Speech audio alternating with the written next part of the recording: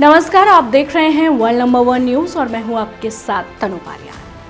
भारत के इतिहास में कुछ ऐसे व्यक्तित्व हुए हैं जिन्होंने न केवल स्वतंत्रता संग्राम में योगदान दिया बल्कि देश की एकता और अखंडता के लिए अपने प्राणों की आहुति भी दी।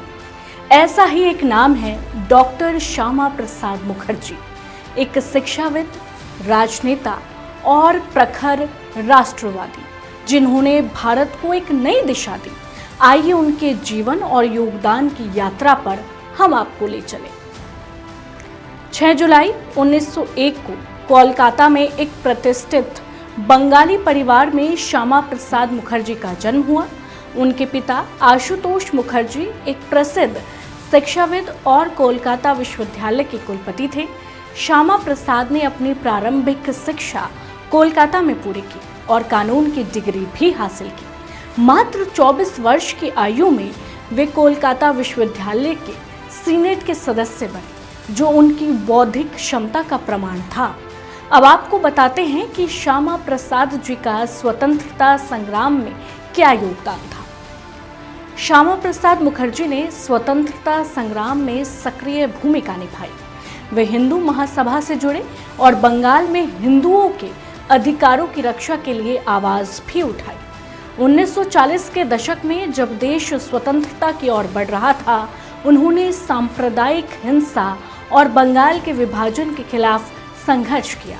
उनकी दूरदर्शिता और साहस ने उन्हें एक प्रभावशाली नेता भी बनाया। 1947 में भारत स्वतंत्र हुआ और श्यामा प्रसाद को जवाहरलाल नेहरू की अंतरिम सरकार में उद्योग और आपूर्ति मंत्री बनाया गया। हालांकि नेहरू से वैचारिक मतभेदों की वजह से उन्होंने 1950 में इस्तीफा दे दिया। उन्होंने भारत की एकता को खतरे में डालने वाली नीतियों का विरोध किया, खासकर जम्मू कश्मीर के मामले में। श्यामा प्रसाद मुखर्जी का सबसे बड़ा योगदान जम्मू कश्मीर को भारत का अभिन्न अंग बनाने के लिए उनका संघर्ष था। उन्होंने धारा 370 का विरोध किया, जो जम्मू कश्मीर को विशेष दर्जा देती थी। उनका नारा था, एक देश में 2 विधान, 2 निशान, 2 प्रधान नहीं चलेगा। 1953 में कश्मीर में प्रवेश के दौरान उन्हें गिरफ्तार भी किया गया और हिरासत में रहस्यमयी परिस्थितियों में उनकी मृत्यु हो गई। जम्मू कश्मीर भारत का अभिन्न अंग है और इसे कोई अलग नहीं कर सकता।